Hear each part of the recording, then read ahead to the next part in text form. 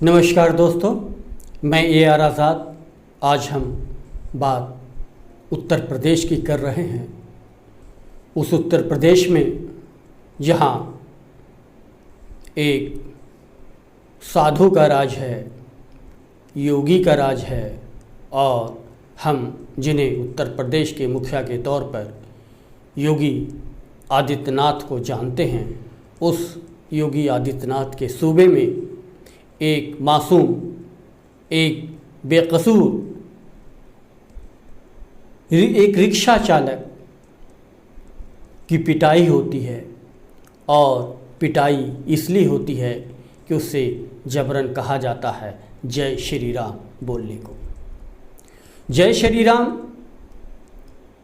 किसी से भी जबरन बुलवाना, चाहे वो हिंदू ही क्यों न हो, ये कहाँ से न्यायपूर्ण है और श्री राम के आदर्श पर खरा उतरता है। श्री राम को इसलिए आदर्श पुरुष कहा जाता है और उनकी गिनती महापुरुष में इसलिए होती है कि उन्होंने सदा संयम का सीख दिया है। अगर सही माने में श्री राम को समझा जाए, देखा जाए, परखा जाए तो स्वयं अपने आप में किसी के भी मन में उनके प्रति आदर उत्पन्न हो सकता है और उनके प्रति लोगों में आदर है भी, चाहे वो हिंदू हो, मुसलमान हो, जैन हो, सिख हो, ईसाई हो, कोई भी हो, किसी भी धर्म से उनका वास्ता है। लेकिन जय श्री राम से किसी को कोई एतराज़ नहीं है।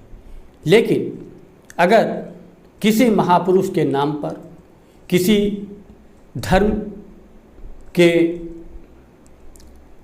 भगवान के नाम पर किसी को भी पकड़ लिया जाए और उसे कहा जाए, जबरन कहा जाए कि तुम हिंदू बन जाओ, तुम मुसलमान बन जाओ, तुम सिख बन जाओ, तुम ईसाई बन जाओ। स्वेच्छा से सब कुछ संभव है। जहाँ जहाँ स्वेच्छा से सब कुछ संभव है, हो रहा है, किसी को कोई इतराज़ नहीं है। लेकिन एक रिक्शा चालक को, एक बेबस को, एक बेकसूर को, एक मासूम को आप उसे जय श्री राम कहने को बात करें और आप जान रहे हैं कि उसका नाम अहमद है, इसरार अहमद है, वो एक मुसलमान है और आप उससे कह रहे हैं कि जय श्री राम बोलो, तो जाहिर सी बात है पहली नज़र में वो मजाक लग सकता है। लेकिन दूसरी नज़र में जब आप उसकी पिटाई करने लगते हैं, एक मासूम 7 साल की छोटी सी बच्ची आपसे आरजू करती है, मिन्नत करती है कि मेरे पिताजी को छोड़ दो, मत मारो, और आप हिंदूवादी संगठन कहलाते हैं। आप राम का नाम लेते हैं, राम के आदर्शों की बात करते हैं और यहाँ आप श्री राम, जय श्री राम का नारा लगाने के लिए उसकी पिटाई करते हैं। और एक मुसलमान से जय श्री राम का नारा लगवाना कहाँ से न्यायोचित है। तब जाके इस तरह की जब बातें होती हैं तो एक सवाल उठना लाजमी होता है कि अगले साल विधानसभा का चुनाव होना है और इस साल तो 8 महीने बीत गए हैं। यानी चुनाव, उत्तर प्रदेश का विधानसभा का चुनाव मुहाने पे है। अंदर खाने बीजेपी में इतनी लड़ाइयाँ हैं और ये लड़ाइयाँ दिल्ली तक पहुँची, संघ को हस्तक्षेप करना पड़ा। जाहिर सी बात है मोदी जी ने योगी आदित्यनाथ के कामकाज की जब समीक्षा की तो योगी आदित्यनाथ को हटाने का पूरा मास्टर प्लान तय कर लिया। लेकिन संघ के हस्तक्षेप के बाद मोदी और योगी की मुलाकात होती है, एक समझौता होता है और समझौते के बाद सरकार को बचाने की एक कवायद शुरू होती है। ये संघ को भी मालूम है और ये केंद्र सरकार को भी मालूम है कि इस बार यूपी का बचना नामुमकिन है। लेकिन योगी आदित्यनाथ को जब संघ ने वरदान दिया, जब संघ का योगी आदित्यनाथ के सर पे आशीर्वाद है और जब केंद्र ने भी एक मौका दिया है तो जाहिर सी बात है योगी आदित्यनाथ ऐन कैन प्रकारेण चाह रहे हैं कि किसी न किसी तरह से यूपी को हम फिर से दोबारा फतह कर लें। लेकिन यूपी को फतह करने का बीजेपी के पास योगी आदित्यनाथ के पास, संघ के पास क्या एक ही आधार है? दंगा कराना, हिंदू मुसलमानों में नफ़रत फैलाना। क्या बिना हिंदू मुसलमानों के बीच नफ़रत फैलाए किसी सूबा को बीजेपी जीत सकती है या नहीं? अगर मोदी जी एक चेहरा हैं, योगी आदित्यनाथ एक चेहरा है, तो उस चेहरे में इतनी क्या रौनक नहीं बची है कि वो बिना दंगा कराए, बिना मंदिर मस्जिद का मामला किए, बिना हिंदू मुसलमान किए हुए और लोगों को नफ़रतों की में बांट कर राजनीति किए बिना वो एक सूबा नहीं जीत सकती है। अगर नहीं जीत सकती है तो फिर बीजेपी के लिए लानत है, उस नेताओं के लिए लानत है जो मंदिर और मस्जिद के मामलों को पर और दंगा के बिना अपनी पार्टी को जिता नहीं सकते हैं। ये देश विशाल देश है, और जब विशाल देश है तो सभी धर्म के लगभग लोग यहाँ हैं। अल्पसंख्यक है और हिंदू जो हैं वो जाहिर सी बात है बहुसंख्यक है। और आप अल्पसंख्यक के साथ इस तरह की घिनौनी हरकत करेंगे, उन्हें दोयम दर्जे का नागरिक बनाएंगे, मुसलमानों के ख़िलाफ़ आवाज़ बुलंद करके उन्हें गाली देंगे, उन्हें जो है प्रताड़ित करेंगे और खुलेआम रोड पे प्रताड़ित करेंगे। जिसको चाहेंगे आप उसे पकड़ लेंगे, उनसे कहेगा जब श्री राम बोलो, और श्री राम नहीं बोलता है तो आप उसको पीटते हैं, आप उस पर धर्मांतरण का आरोप लगाते हैं और कहते हैं कि तुम धर्मांतरण करो। एक तरफ मुसलमानों पर आरोप लग रहा है कि मुसलमान धर्मांतरण करा रहे हैं, और अगर मुसलमान जबरन धर्मांतरण करा रहे हैं तो जाहिर सी बात है इसकी निष्पक्ष जांच होनी चाहिए, उसके खिलाफ कार्रवाई भी होनी चाहिए। इसलिए कि धर्म आस्था का मामला है। इस्लाम भी कहता है कि आप जबरन से किसी से काम नहीं करा सकते। इस्लाम तो कहता है कि आप अपने नौकर से भी जबरन काम नहीं करा सकते हैं। अगर इच्छा नहीं है तो आप उससे जबरन काम, जो धर्म जबरन शब्द से ही नफरत करता हो, अगर उस धर्म को मानने वाला अगर कोई जबरन धर्मांतरण कराता है तो उसके खिलाफ तो कार्रवाई होनी चाहिए। इस्लाम भी उसके खिलाफ कार्रवाई की इजाज़त देता है। लेकिन अगर वही काम जब जिसकी आप आलोचना कर रहे हैं वही काम जब आप करने लगे तो फिर आपकी समीक्षा कौन करेगा? आपको कौन दंड देगा? इसलिए कि आपको भी तो बर्दाश्त प्राप्त है। अगर योगी आदित्यनाथ का बर्दाश्त हिंदुवादी संगठनों को नहीं होगा, उस नौजवानों को नहीं होगा, तो उसके अंदर इतनी मजाल नहीं है कि बीच चौराहे पे खुलेआम सड़कों पे और सबके सामने उसे पीटे और कहे बोलो जय श्री राम बोलो, बोलो जय श्री राम बोलो। यानी आतंक का माहौल बनाकर किसी से जय श्री राम कहलाना किसी आतंकवाद से कम नहीं है। ये अपने आप में सबसे बड़ा आतंकवाद है कि आप खुले तौर पर किसी दूसरे मज़हब के लोगों को आप अपने मज़हब में लाने की कोशिश करें। और आप न तो धर्म गुरु हैं, न तो आपको धर्म का ज्ञान है। आपके यहाँ लठैत है, आपके यहाँ कमर में पिस्तौल रखते हैं, आपके यहाँ जोर से नारा लगाते हैं और जय श्री राम कह के आप समाज को दलित नहीं करते बल्कि समाज को डराते हैं, और उस समाज को डराते हैं जिनकी संख्या कम है, जो अल्पसंख्यक है। तो अपने अल्पसंख्यकों को, अपनी से कम संख्या वालों को डराना, कमज़ोरों को डराना, एक रिक्शा चालक को मारना, एक रिक्शा चालक को पीटना और उसे धर्मांतरण पर मजबूर करना, उसकी लड़की के साथ छेड़छाड़ करना और ताकि वो डर से धर्मांतरण कर ले, ये क्या बात है? और समझिए कि इसमें उसके एक विधायक भी शामिल हो, उस विधायक का बेटा भी शामिल हो, और पिटाई के समय अभियुक्त जिन तीनों को गिरफ्तार किया जाता है, और तब गिरफ्तार किया जाता है जब पुलिस अज्ञात के खिलाफ मामला दर्ज करती है। और बार बार जब कहा जाता है, पीड़ित की पत्नी कहती है, बच्ची गवाही देती है, नहीं माना जाता। लेकिन जब वीडियो वायरल होता है तब जाकर पुलिस, उत्तर प्रदेश पुलिस, या आप उसे कहें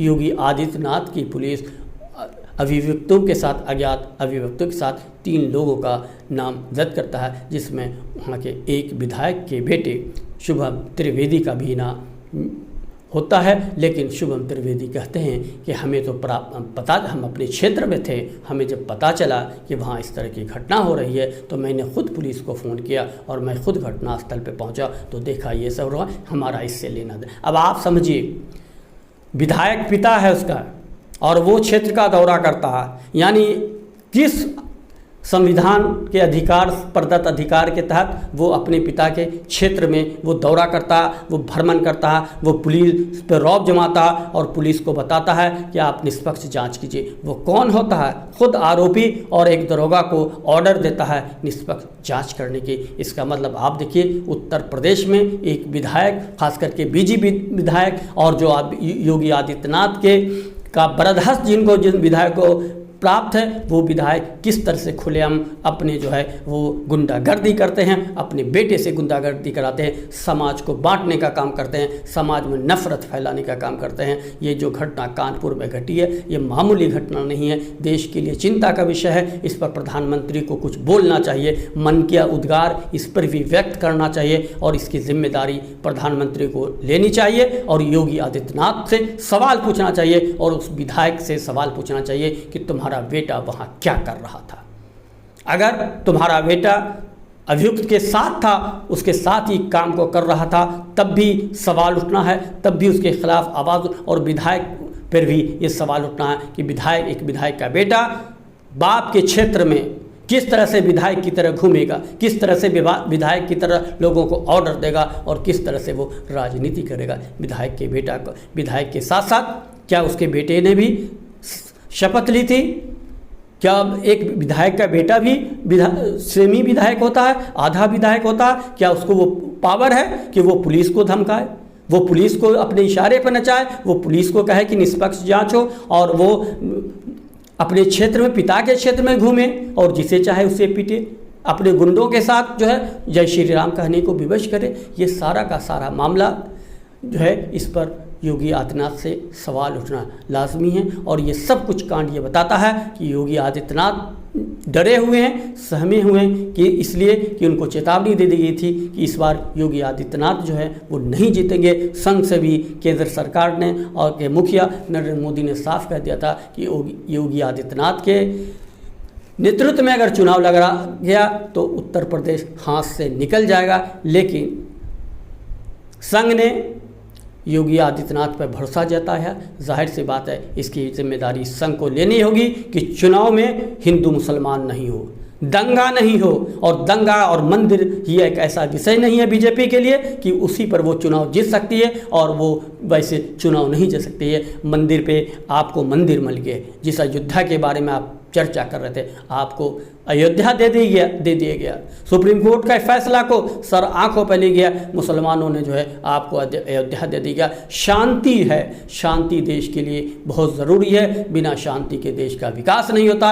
और अगर मुसलमान में भी ऐसे लोग हैं जो अशांति की राजनीति करते हैं तो उन पर भी नकेल कसने की ज़रूरत है, इसलिए कि समाज को बनाने में सबका योगदान होगा। ये देश सबका देश है और सबकी जिम्मेदारी है, नैतिक कर्तव्य है कि वो देश को आगे बढ़ाए। और जब तक देश में दंगा होता रहेगा, आप जानते हैं कि दंगा होने का मतलब कि देश का नुकसान, देश के कारोबार का नुकसान, देश के आर्थिक नुकसान, देश का सामाजिक नुकसान। और जब आर्थिक और सामाजिक और राजनीतिक नुकसान होता है तो वो देश पिछड़ता चला जाता है। भारत कब तक दंगा की चपेट में है, भारत कब तक दंगा की आग में धधकता रहेगा? भारत को दंगे की आग से निकालना होगा, भारत को दंगे की चिंगारी पर पानी फेरना पड़ेगा, और पानी फेरने के लिए हम सबको एक होना पड़ेगा। और नफ़रत की जो खेती है हिंदुस्तान में हिंदू और मुसलमानों को मिल के रहना होगा, इसलिए कि न तो कोई हिंदू को यहाँ से निकाल सकता है और न कोई मुसलमान को निकाल सकता है। न हिंदू निकलने को बाद है, न मुसलमान निकलने को बाद।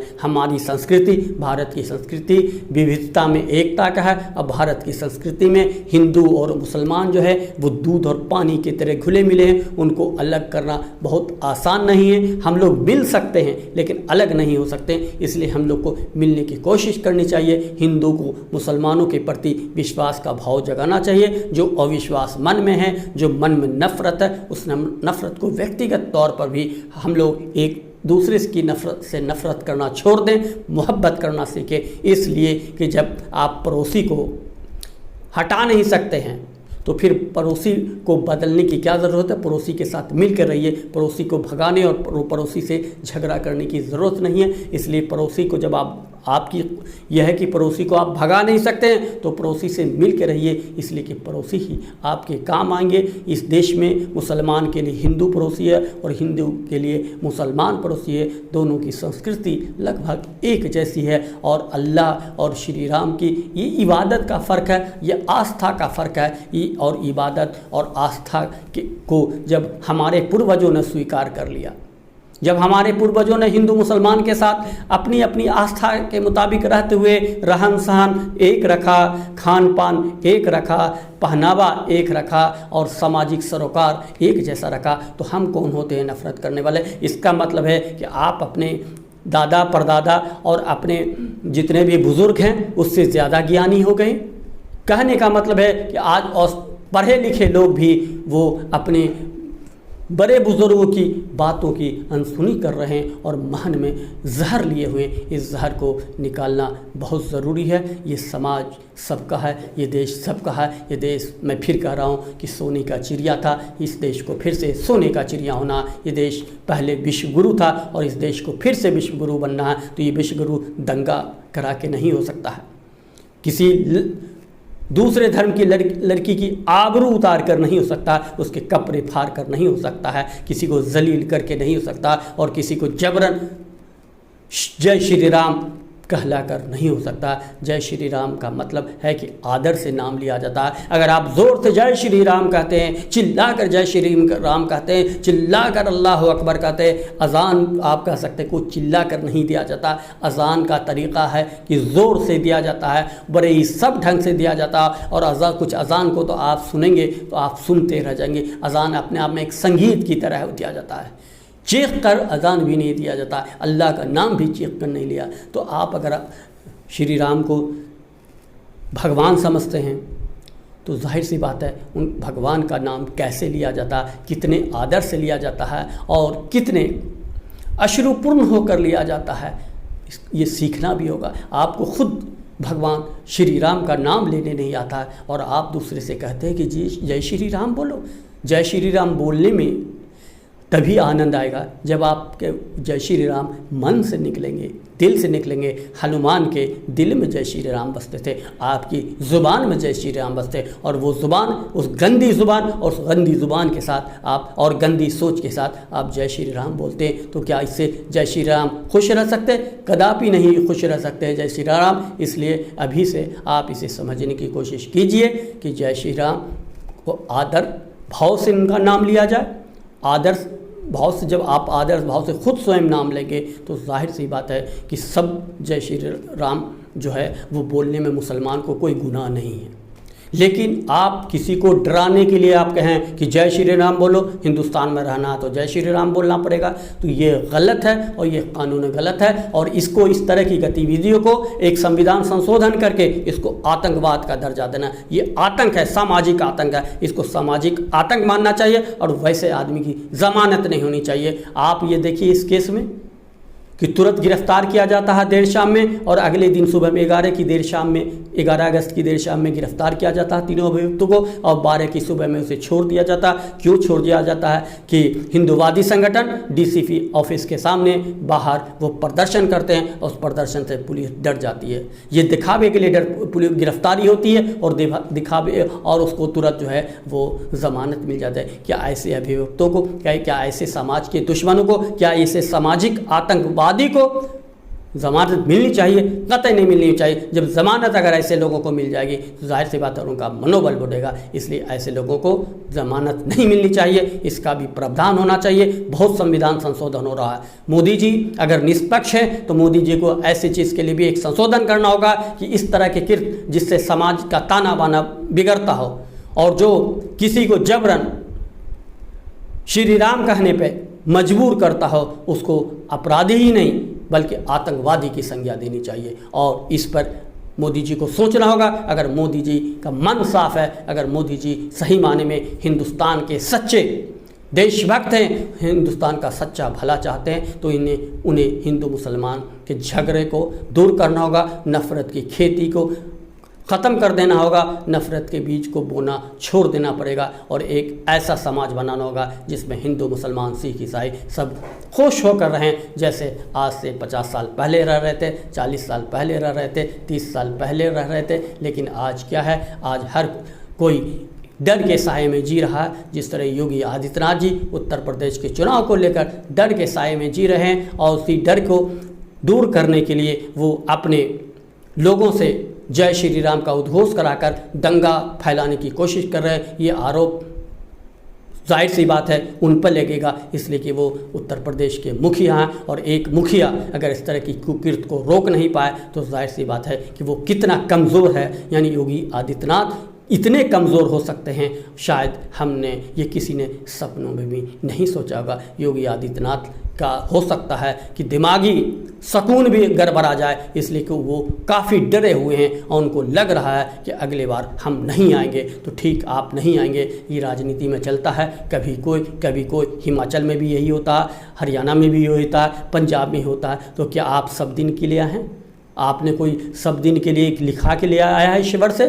जय श्री राम ने आपको लिख कर दिया है कि तुम ही शासन करोगे, और शासन करने के लिए तुम जो है पूरे उत्तर प्रदेश को आग के हवाले कर दो, हिंदू मुसलमान को मरने के लिए छोड़ दो, लेकिन तुम शासन करो। तो योगी आदित्यनाथ जी को भी समझना होगा कि अगर उनके जाने की बारी है, जनता ने मन बना लिया है कि उनको जाना है, तो उनको जाने से कोई नहीं रोक सकता। और जनता को लगेगा कि योगी आदित्यनाथ जी जैसे भी हैं लेकिन उत्तर प्रदेश के लिए अच्छे हैं, शासन अच्छा करते हैं, तो जाहिर सी बात है कि कोई उनको हटा नहीं सकता है। इसलिए योगी आदित्यनाथ जी को समझदारी से काम लेना चाहिए। वो एक संत भी है, एक साधु भी है, और साधु को डाकू नहीं बनना चाहिए।